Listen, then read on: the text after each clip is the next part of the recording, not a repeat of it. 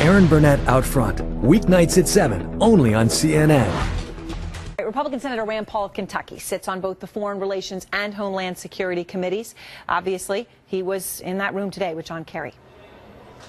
And thanks very much for being with us, Senator Paul. We really appreciate your taking the time.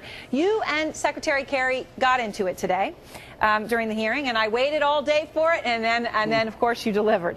Over the question of whether Assad would use chemical weapons, and I just wanted to play that little exchange briefly for those who didn't get a chance to see it. Here you are. If the United States of America doesn't do this, Senator, is it more or less likely that Assad does it again? You want to answer that question? I don't think it's known. I don't think is it's it more or less likely that he does it again? You have the attack. I think it's unknown whether it's more or less likely whether you have the attack. Senator, it's not unknown. If the United States of America doesn't hold him accountable on this with our allies and friends, it's a guarantee Assad will do it again. A guarantee. You looked a little skeptical there. How do you feel now? Did Secretary Kerry win you over at all? Well, he sounds like he must be a clairvoyant because he can predict the future now, and so we should ask him for stock tips, you name it. Who's going to win the Kentucky Derby next year if he can guarantee the future? No one can guarantee the future. We don't know how Assad will react, and I think there's an equal argument to be made that if the U.S. bombs him, that it will be more likely that he launches another gas attack, more likely that he might attack Israel, more likely that there'd be more instability in the region, more likely that the Russians might get involved and Iran might get involved. So I think there are arguments to be made on both sides of this, but it's not some kind of slam dunk guarantee that Secretary Kerry makes it out to be. He's overstating his ability to predict the future. Now, you said the president's request to strike probably will pass the Senate today, but you don't agree that the president has the constitutional authority to order a strike on Syria without congressional approval. You were also very clear on that. And I wanted just to play, Secretary Kerry, as you know, got very passionate when you said that to him, and here is what he said to you. We don't want to go to war. We don't believe we are going to war in the classic sense of taking American troops and America to war.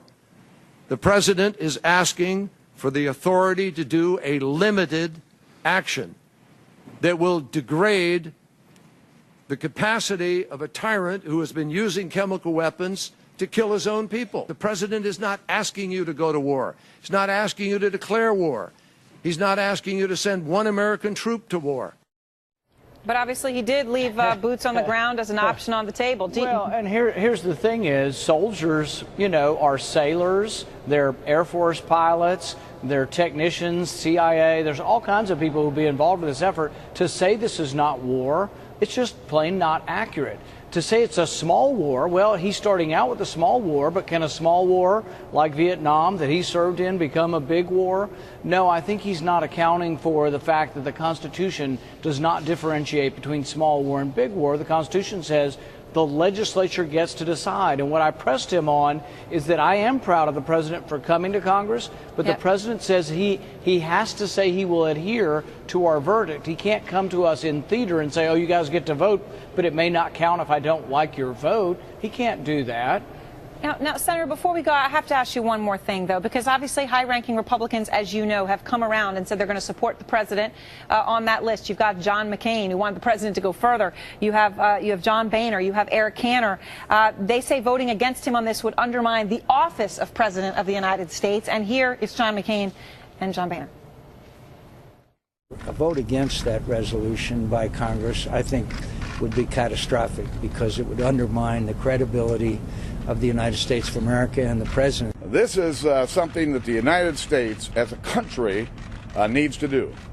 I'm going to support the president's call for action. I believe that my colleagues should support this call for action. Do you have any concern that your vote, which I know is a firm no, would hurt the office of presidency of the United States? You know, I take my responsibility very seriously, and I'm not too concerned about the president's public relations. I am concerned, though, about young men and young women who serve in our military, and I vote as if it's my son or your son going to war. I can't send them to war to fight for stalemate. I can't send them to war with no clear military objective. And I can't send anybody to war when our goal is not victory. Our goal is stalemate. They've already said they don't even want to topple Assad. They just want a negotiated settlement after they blast him with a few bombs. I can't see anyone's son or daughter fighting for that. All right, Senator Rand Paul, thank you very much. Always good to talk to you.